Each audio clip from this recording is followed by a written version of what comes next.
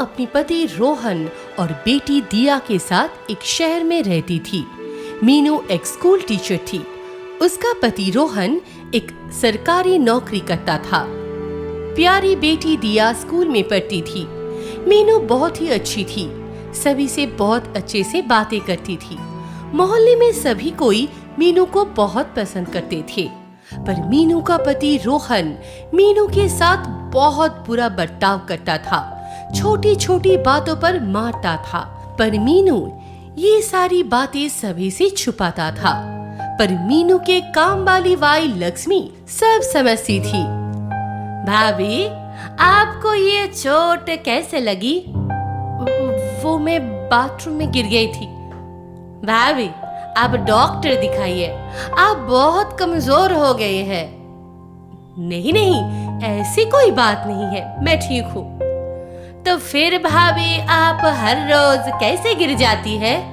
ज्यादा बातें मत कर, काम कर अपना। तो कुछ ज्यादा ही बातें कर रही है कुछ दिनों से। ऐसे ही दिन बीतते रहे। रोहन बुरा बर्ताव करता था, मारता था, फिर भी मीनू चुपचाप सब सहती थी। खाना लगाओ, मुझे देर हो रही है। अभी लगाती हूँ, आप बैठिए। ये कैसा खाना बनाया है? जी, तुमसे कोई भी काम ठीक से नहीं होता है। क्यों? खाना तो ठीक ही बना है। दिया ने तो कुछ भी नहीं बोला है। ये खाना है, तुम ही खाओ। ये बोलकर गरम खाना मीनू के ऊपर फेंक के वो काम के लिए निकल जाते हैं। मीनू रोते हुए सारा काम करके स्कूल चली जाती है।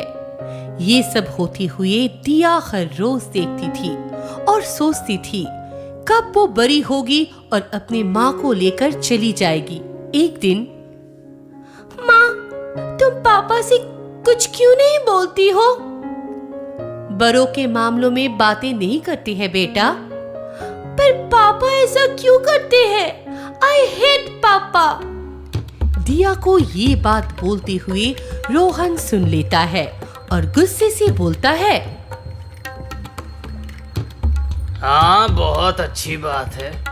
बहुत अच्छी शिक्षा दे रही हो तुम अपनी बेटी को। पापा से हेट करना सीख रही हो। वो बच्ची है, मैंने कुछ नहीं सिखाया। उसके सामने ऐसा मत करो। तुम्हें तो मार मार के मार डालना चाहिए। मेरी बेटी को मेरे खिलाफ भड़का रही है, आज तेरी खैर नहीं। ये बोलकर रोहन दिया के सामने मीनू को बहुत मारता है, फिर दूसरे रूम में चला जाता है। मीनू दिया को पकड़ के बहुत रोती है। फिर अगले दिन, कल फिर आप बाथरूम में गिर गई थी भाभी। हाँ, वो मैं। और कितने दिन भाभी, आप खुद इतने अच्छे काम करते हैं, फिर आप ये सब क्यों सह रही है? दिया के लिए। मैं उसे उसके पिता से दूर नहीं करना चाहती हूँ। पर भाभी, क्या दिया बेटी खुश है? क्या वो रहना चाहती है अपने पापा के साथ? नहीं, मैं मम्मी को यहाँ से दूर, पापा से दूर ले जाना चाहती हूँ। पापा बहुत बुरे हैं। देखा भाभी, दिया बेटी भी यही चाहती है। मैं क्या करूं? मुझे कुछ समझ में नहीं आता है। पहले तो आप पुलिस के पास जाइए, फिर जरूरत पड़े तो वकील के पास। फिर तीनों मिलके पहले पुलिस स्टेशन जाते हैं, फिर वकील के पास। देखिए, डोमेस्टिक वायलेंस और डिवोर्स का केस करेंगे। मेरे साथ बहुत बुरा किया है उसने, लंबा जेल होना चाहिए उसे। वो तो होगा ही, साथ में उसकी नौकरी भी जाएगी। भाभी को बहुत मारते थे, उनको बड़ी सजा मिलनी चाहिए साहब। पर हमें सबूत की जरूरत है। मेडिकल रिपोर्ट्स हैं, पर एक गवाह हो तो अच्छा होगा। मैं देगी ना गवाही साहब। नहीं, तुम अकेले देने से नहीं होगा, आसपास का कोई हो तो अच्छा होगा। अंकल, मैंने देखा है, पापा मम्मी को बिना वजह बहुत मारते थे। मेरे बोलने से नहीं होगा। तुम बोल पाओगी कोर्ट में? डर नहीं लगेगा? नहीं अंकल, मैं जरूर बोलूंगी। मुझे डर नहीं लगेगा। फिर कोर्ट में दिया की और लक्ष्मी की गवाही और मेडिकल रिपोर्ट से ये साबित हो जाता है कि रोहन मीनू के ऊपर अत्याचार करता था। रोहन को 7 साल की सजा मिलती है। मीनू को डिवोर्स भी मिल जाता है। उसके बाद मीनू और दिया एक साथ खुशी खुशी रहने लगते हैं। नारायणपुर नाम की एक गांव था, जिस गांव में मनीषा नाम की एक लड़की रहती थी अपने माता पिता और छोटे भाई के साथ। वो लोग बहुत ही गरीब थे। उसके पिता मोहन एक लोहे की कारखाने में काम करता था और उस कारखाने में मोहन की पोस्ट सबसे नीचे था, जिसके वजह से मोहन को बहुत ही कम पैसा मिलता था। और गरीबी में भी मनीषा कॉलेज में बीकॉम पढ़ाई कर रही थी। एक दिन मनीषा की माँ मल्लिका मोहन को बोली, अरे आदि के पिता अब कारखाने में कोई दूसरा काम क्यों नहीं कर लेते हैं? अरे मल्लिका, मैं करूँ भी तो क्या करूँ? बड़े पोस्ट में काम करने के लिए ज़्यादा पढ़ा लिखा होना चाहिए और मैं तो उतना पढ़ा लिखा हूँ नहीं। लेकिन आपके इतने से पैसे से ठीक से घर भी नहीं चल रहा है। महंगाई इतनी जो बढ़ चुकी है। हाँ, ये तो सही कहा है तुमने। फिर भी मैं कुछ नहीं कर सकता मल्लिका। मैं क्या सोच रही थी कि मनीषा और आदि के स्कूल कॉलेज चेंज करवा दूंगी। क्या? स्कूल कॉलेज चेंज कर देंगे? तुम्हारा दिमाग तो ठीक है। हम चाहे 2 वक्त का खाना ठीक से नहीं खा पाएं तो भी अच्छा, लेकिन उनकी पढ़ाई में कोई आंच नहीं आने देंगे, क्योंकि मैं चाहता हूँ वो लोग अच्छे से पढ़ाई करके बड़े ऑफिसर बने। और ऐसे ही एक दिन मोहन के छोटा बेटा आदि अपने दोस्त रोहित के साथ उसके घर शहर में जाता है और वहाँ उसके घर में एक कूलर था, जिसके सामने आदि खड़ा होकर हवा खा रहा था, क्योंकि उसके घर में कूलर नहीं था। और तब रोहित की माँ सुलेखा गुस्से से बोली, आदि, तुम तो ऐसे कूलर के सामने खड़े होकर हवा खा रहे हो जैसे पहली बार है। अरे माँ, उसे हवा खा लेने दो। वो कभी कूलर देखा ही नहीं है और घर में कूलर के हवा खाना तो दूर की बात है, क्योंकि गरीब के घर में कूलर नहीं होता और वो गरीब है, गरीब। और ये सुनते ही आदि गुस्सा हो गया और वहां एक पल भी ना रुक के अपने घर चला आया। और ये देखकर मल्लिका बोली, बेटा आदि, तुम तो रोहित के साथ गए थे, तुम अकेले चले आए, रोहित कहाँ गया? माँ, मैं और कभी भी रोहित के घर नहीं जाऊंगा और रोहित नहीं आया है, मैं अकेला ही चला आया हूँ। क्यों, क्या हुआ बेटा? माँ, रोहित के घर में कूलर है और मैं उसका हवा खा रहा था। फिर वहां पर जो हुआ आदि अपनी माँ मल्लिका को सब कुछ बताया। और तब मल्लिका बोली, देखो बेटा, उसकी बात कानों में मत लो, वो ऐसी ही है, इसीलिए तुम्हें ये सब बोला। नहीं माँ, इससे पहले भी मुझे मेरे कुछ दोस्त ने गरीब गरीब बोला था, क्योंकि मेरे घर में कूलर नहीं है ना, इसीलिए। माँ, पिताजी को बोलकर हमारे घर में भी एक कूलर लगवाइए ना। लेकिन बेटा, अभी कैसे? फिर भी मैं तेरे पिताजी से बात करूंगी, ठीक है? मुझे कुछ नहीं पता, मुझे भी घर में कूलर की हवा खानी है। देखो आदि, ऐसे जिद हमारे घर में नहीं करते, क्योंकि तुम्हारी पढ़ाई अच्छे स्कूल कॉलेज में हो रही है और उसमें बहुत सारा पैसा खर्चा भी हो जाता है, समझे? मुझे अच्छा नहीं लगता माँ, वो सब मुझे गरीब गरीब बोलते हैं, इसलिए मुझे भी कूलर की हवा खानी है। और ऐसे ही आदि कूलर लगवाने के लिए बहुत जिद कर रहा था और मल्लिका मोहन को ये बात बोली, अजी सुनते हो, हमारे बेटे आदि कूलर लगवाने के लिए बहुत जिद कर रहा था और ऊपर से गर्मी भी बहुत है, एक कूलर लगवा लेते तो बहुत अच्छा होता। हाँ, लेकिन मल्लिका, तुम तो जानती हो मेरी कमाई, मैं इन पैसों से कैसे कूलर खरीदूंगा बताओ? उसे ये सब जिद नहीं करना चाहिए। और ऐसे ही गरीबी के वजह से उसका जिद ही रह गया। और ऐसे ही एक दिन मनीषा अपने कॉलेज में गई और वहाँ कॉलेज में तूहिन नाम का एक लड़का था। जो बहुत ही अमीर घर का था और उसके माता पिता ना रहने के वजह से वो अपने बड़े भैया के साथ बिजनेस करता था और तूहिन बिजनेस के साथ साथ अपनी पढ़ाई भी खत्म करने के लिए कॉलेज में आता था। फिर मनीषा को देखकर तूहिन मन ही मन बोला, अरे ये लड़की कितनी सुंदर है, मैं तो इसे देखते ही इसके प्यार में पड़ गया। अगर इससे मेरी शादी हो तो कितनी अच्छी बात हो, मेरी किस्मत ही बदल जाए। और ऐसा बोलने के कुछ ही दिनों बाद एक दिन कॉलेज में से घर जाने के समय तूहिन मनीषा के पीछे पीछे उसके घर तक पहुंच गया। फिर उसके घर में ताक झांक कर रहा था और मोहन ने ये सब देख लिया और बोला, कौन है आप बाबू साहब? पहले बोलिए, वो लड़की कौन है? मेरी बेटी है। क्यों, कुछ गलती हो गया क्या उससे? और आपको पहले कभी यहाँ तो नहीं देखा? हाँ, पहले कभी इस गांव में आया नहीं मैं, और आपकी बेटी के पीछे पीछे ही यहाँ तक आया हूँ। उसके कॉलेज में पढ़ता हूँ मैं। आप पहले गरीब के घर में आइए। फिर तूहिन घर के अंदर गया और बोला, देखिए, मैं साफ साफ बोल देता हूँ, मैं मनीषा को कॉलेज में देखते ही वो मुझे बहुत पसंद आ गई थी और मैं उससे प्यार कर बैठा हूँ। मुझे आपकी बेटी से शादी करनी है। आपकी बेटी का हाथ मांगने आया हूँ मैं। लेकिन साहब, हम आपको पहचानते तो नहीं हैं। ऐसे कैसे हम अपनी बेटी को आपके साथ शादी करवाएंगे? देखिए, मुझे किसी भी चीज़ की कमी नहीं है। मेरे माता पिता नहीं हैं, घर में भैया और भाभी हैं, और मैं अपने भैया के साथ बिजनेस करता हूँ।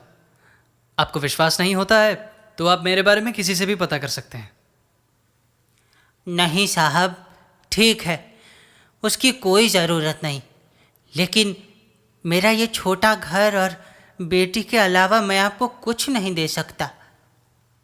कुछ नहीं चाहिए मुझे आपकी बेटी के अलावा। आप सिर्फ साहब साहब ना कहकर बेटा कह दीजिए बस। फिर एकदम ही साधारण तरीके से उन दोनों की शादी हो गई। फिर वो अपने माता पिता के आशीर्वाद लेकर तूहिन के साथ उसके घर चली आई। फिर मन ही मन सोची, बाप रे, इतना बड़ा घर।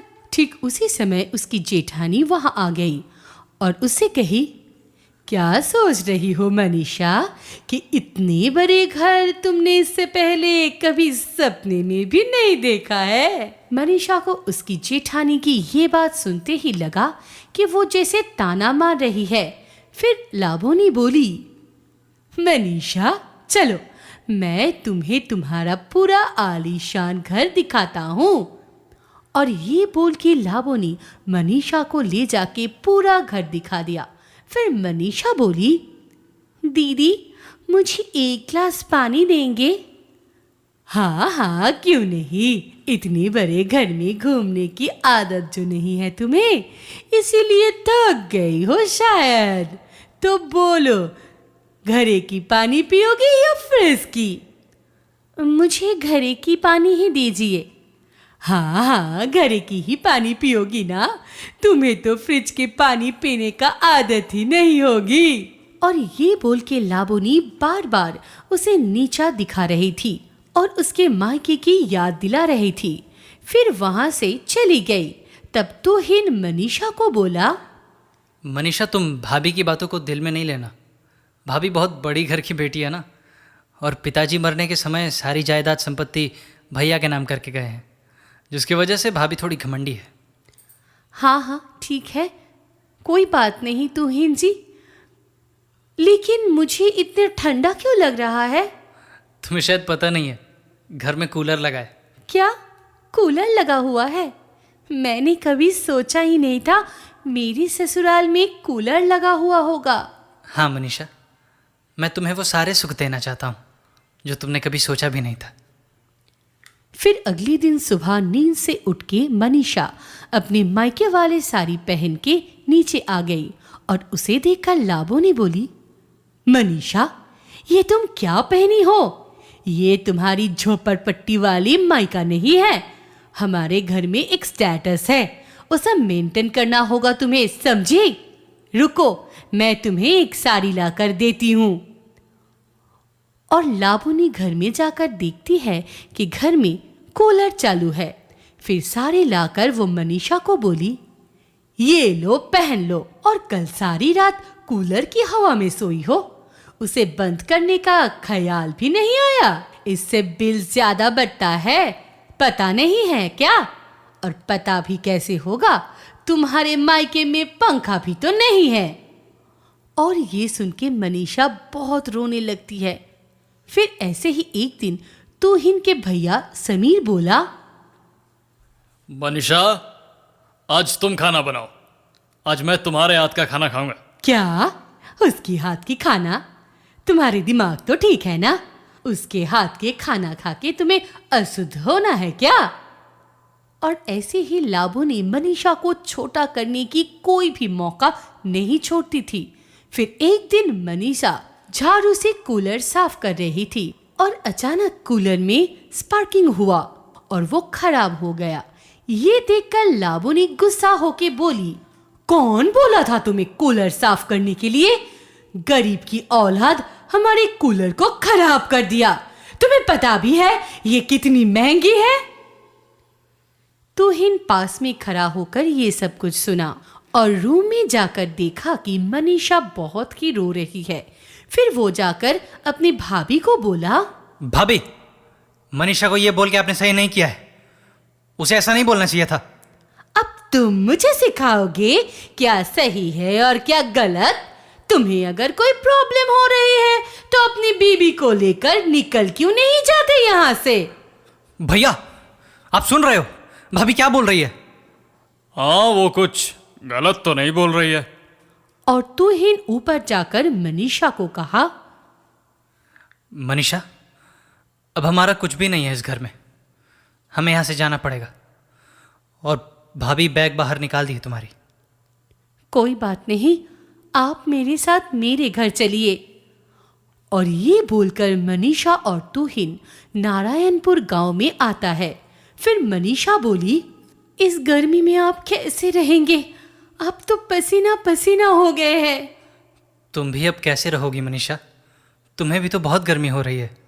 फिर मनीषा हाथ पंखे से तूहिन को हवा कर रहा होता है और अगले दिन तूहिन काम ढूंढने के लिए निकला। फिर मोहन एक लिफाफा लेकर आया, अपनी बेटी को दिया और उसके अंदर चिट्ठी को देखकर बहुत खुश हो गया मनीषा।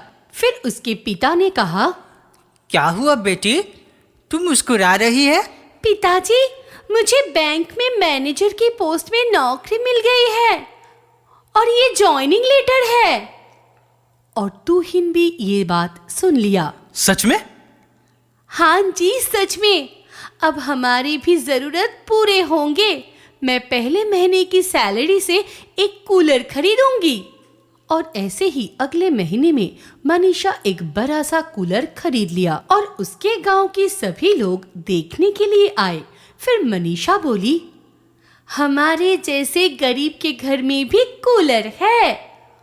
और इधर तूहिन भैया और भाभी सड़क पर आ गए थे क्योंकि समीर शेयर मार्केट में बहुत कुछ लगा दिया था और सब कुछ डूब गया। तो इस कहानी से क्या पता चलता है दोस्तों कि गलत करने वालों के साथ हमेशा गलत ही होता है।